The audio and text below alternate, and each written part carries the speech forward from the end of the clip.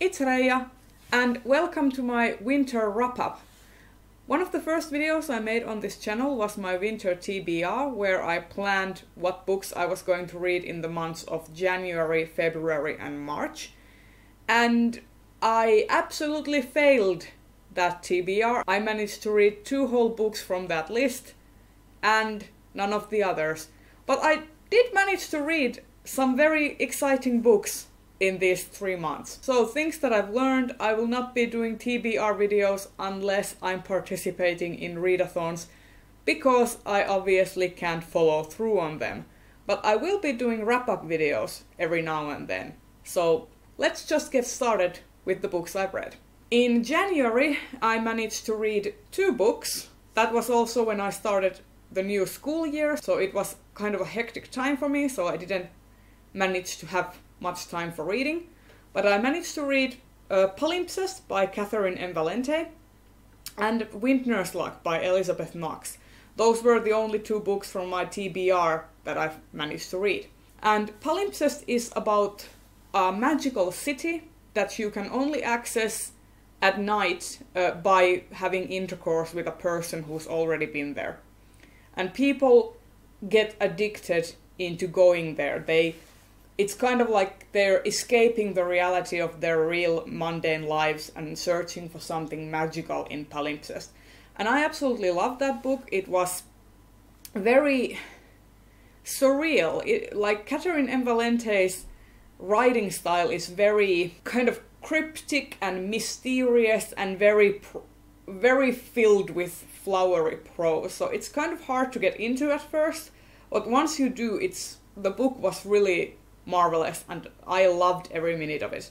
I gave Palimpsest 4 stars out of 5 on Goodreads.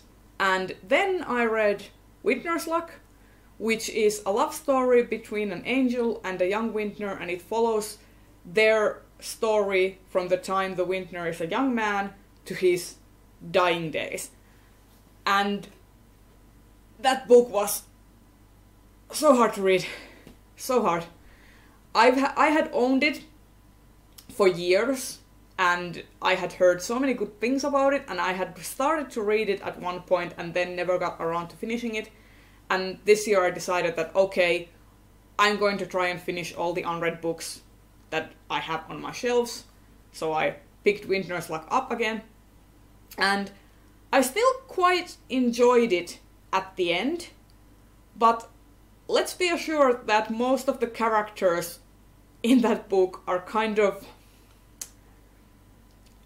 despicable people and also very hypocritical, especially the main character. The main male character has a very holier-than-thou attitude the whole book, and he believes he's very pious, and I can't even explain it, you'd have to read it, but he's very frustrating at times. But there's also a sort of like cult following around him, like every other character seems to be really enthralled by him, which I didn't get. I was much more interested in the angel character. But yeah, I gave Vintner's Luck 3 stars out of 5 on Goodreads. Moving on to February. On February I managed to finish 4 books. I read The Martian by Andy Weir, and I really loved that book. I thought it was fun, it was entertaining, the science was very well explained, and I think it's one of the better sci-fi books that I have read. And I would totally read it again, and I can't wait what Andy Weir does next. I gave Martian 4 stars out of 5 on Goodreads. Next up I read A Grace of Kings by Ken Liu, and I did a review on this. It was one of my first Yay or Nay episodes, and I really like this book. I have always been a fan of Asian culture. I have watched a lot of Chinese and Korean dramas and read a lot about the history, so Grace of Kings was really something that I enjoyed thoroughly. I gave the book 3 stars out of 5 on Goodreads, but since then, before I made my video about it, I kind of ended up liking it a lot more on retrospect because I started analyzing the book. So I would probably be around 3.5 and 4 stars by this point, and I will definitely be reading the sequel. Next up, I read Truth Witch by Susan Dennard, and I also made an episode about this, and it was an okay book. It wasn't perfect, and I did give it 2 stars out of 5 on Goodreads because there was just...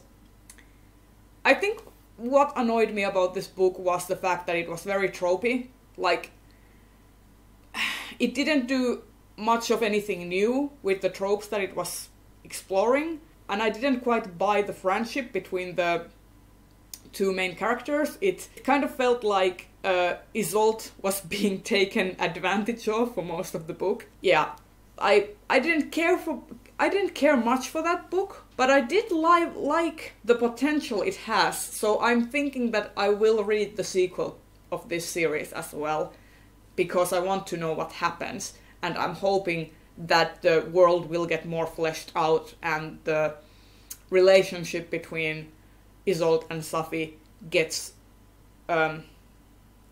much more screen time. And the last book I finished in February was The Raven Boys, the first book of the Raven Cycle, and I also made an episode for that as well. And I loved it. It was really well written, and I loved Maggie Stiefwater's writing style, and I finished this book quite quickly. I took about 5 days to finish it, and yeah, it was great, and I can't wait to see what happens next. I gave that book 4 stars out of 5. And finally, moving on to March, which was a really active reading month for me. I read a total of 5 books and 3 graphic novels, so it was a really good month. First off, I read The Night Circus, which I loved. It was probably the best book I've read this year, and I gave it 5 stars out of 5. Next up, I read The Six of Crows by Leigh Bardugo, and this book was okay. I'm holding full judgment until I've read The Crooked Kingdom, which I'm actually reading right now, because I feel that you can't quite review Six of Crows without having read the other one, because the story just stops to a halt and is left on a huge cliffhanger, so it doesn't work by itself. But on Goodreads I did give it a 3 out of 5 because there were some things that bugged me a little, like I wished some of the characters were a little bit older, and I didn't quite believe their reputations, as it were. That there were just things that I will get into once I've read The Crooked Kingdom and will do a review on both those books. Next up, I read Every Heart a Doorway by Shannon Maguire, and this book was a bit of a hit and miss for me because I really loved the premise. The book is about these kids who have gone on adventures to different worlds, and then when they come back, they can't quite cope with the reality of this world because they have lived in those other alternative realities for so long that coming to this one feels like they're being ripped from the reality that they have known. And they go to the school where they are being given therapy and coping mechanisms to deal with the loss of having been ripped away from the world that they had learned to call home. And I loved the premise. The writing style was pretty good. The things that I didn't like was the fact that the book almost seemed to switch genres in the middle. Like, it started as this kind of introspective search for self and self-discovery, and then turns into a mystery thriller, which was kind of jarring. And then the fact that the dialogue for most part was really... It felt like this wasn't the way real people talk, in a way. Even though the kids had been in different worlds, the dialogue felt kind of wonky to me. So I did give this book 2 stars out of 5 on Goodreads because I personally just did not find that much enjoyment in it. Next up, I read Fangirl by Rainbow Rowell, and I gave this book 3 stars out of 5 on Goodreads, and I talked about it a little on my Borrow-a-thon wrap-up, and to be quite honest, the more I think about this book, the less I'm liking it. And if you want to know more about my thoughts on that book, I will leave a link to the Borrow-a-thon wrap-up where I talk about it at length. But yeah, I just didn't like that book very much. I felt that one of the things that I did not mention in that video was that even though the main character is introduced as this person who has written fanfiction for a very long time, and there are these fanfiction excerpts sprinkled throughout the book, what annoyed me was that there was no evolution to her writing style. Like, it was like she had been born with the gift, so to speak, and there was no seeming improvement or anything, or change in style or shifting of ideas or anything. The fanfiction parts were just samey throughout, even though there were points where this one is written in 2006 and this one is written in 2000 and blah blah blah. It just felt really unrealistic to me. So that was also one of the reasons why I disliked the book. And the last book that I read on March was This Savage Song by Victoria Schwab, and I loved that book. It was great. I also talked about it in my Borrow-a-thon wrap-up, and I can't wait for the sequel. I actually ordered this book. It will hopefully come in the next coming weeks, and I can marvel at its beautiful cover. I love that book. Anyway, 4 stars out of 5. And last up I have the graphic novels that I read, which were Monstrous. I gave that graphic novel 3 stars out of 5. It was okay. The story left a lot of things to be desired, which I'm hoping they will get to in the sequel. The art was great. I just didn't feel like the story was all that original, because I have read so much manga and so many comics in the years, that I am very familiar with all the tropes. So Monstrous did feel a little tropey for me, and it actually really reminded me of Parasite by Hitoshi Iwaki, which is one of my favorite manga series. So that's why I couldn't really get on the hype, but I did enjoy it, and I will definitely be reading the sequels. Next up I read Descender, which I gave 5 stars to, and I really loved it. I love the sci-fi setting, I love the androids, I love every robot character. It was top-notch. And the last graphic novel that I read was Saga Volume 5, and I read the Finnish translation, which wasn't really good.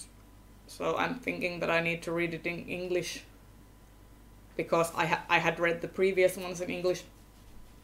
So I will definitely try and go back and see whether it was only the translation that was impeding my enjoyment. But I do think that Volume 5 is a little bit fillery as well, so that's why I gave it 3 stars out of 5. So those were all the books that I read. On average, I read about 4.7 books a month. So on average, I read about 1 book a week. On to ratings. 0% of the books I read were 1-star reviews, 14.3% were 2-star reviews, 42.9% were 3-star reviews, 28.6% were 4-star reviews, and the remaining 14.3% were 5-star reviews. So all in all, the vast majority got over 3 stars from me, so I thought that it was a really good reading winter for me, because I didn't read much books that I absolutely hated or did not enjoy. So yeah, that has been my winter wrap-up. I will probably do my next wrap-up for April and May, so a joined spring wrap-up. So be sure to look out for that as well. If you like this video, consider giving it a thumbs up and subscribing to my channel, and I'll see you in the next video. Bye!